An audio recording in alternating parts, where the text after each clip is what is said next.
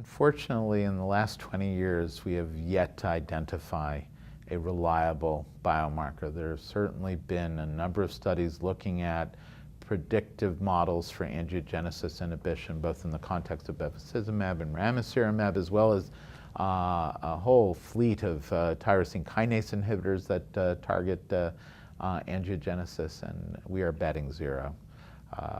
VEGF, selectin, other markers have all failed to pan out, sadly. I don't know if we will ever find one. Remember, we are targeting the blood vessels, not necessarily the tumor. And finding a biomarker in that sort of setting may be far more elusive. There may be special synergy that's going on between angiogenesis inhibition and chemo that cannot be identified on the biomarker level.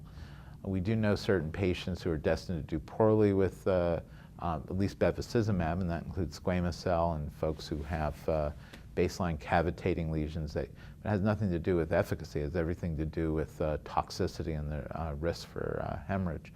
But we do not have a reliable tissue-based biomarker, only some clinical biomarkers. Not all that much has been identified regarding the mechanisms of resistance with angiogenesis inhibitors, particularly with monoclonal antibodies.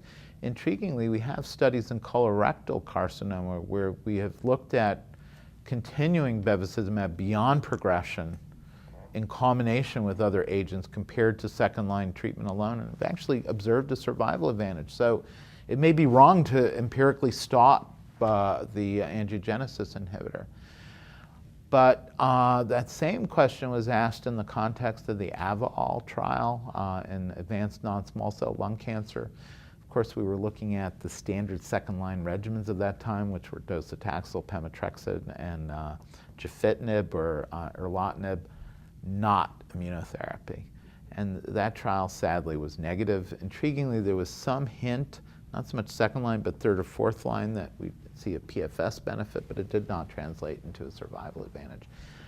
I would rebroach that whole issue now in the immunotherapy era. I would have total equipoise looking at second-line immunotherapy in combination with either bevacizumab or ramucirumab compared to immunotherapy alone. In fact, those trials are ongoing. There are phase 1, phase 2 trials combining ramucirumab with pembrolizumab. There's evidence that VEGF inhibitors can upregulate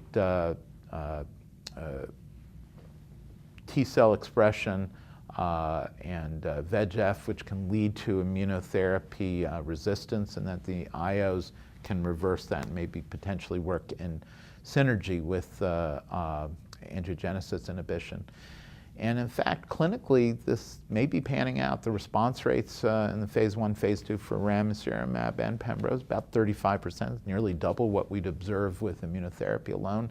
So that regimen is now being looked at frontline in individuals with 50% or higher expression. And I think that is clearly an area of research that we need to consider.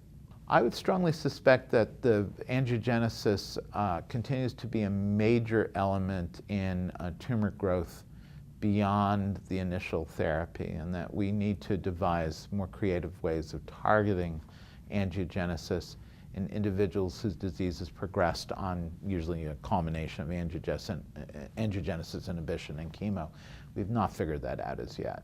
And a few fledgling trials that have even addressed that have been negative. But this is still an important area of research. Tumors go from dormancy to growth really in the presence of neovascularization. If we can prune those vessels, deprive the tumor of growth elements that make them proliferate and metastasize, we'll be way ahead of the curve.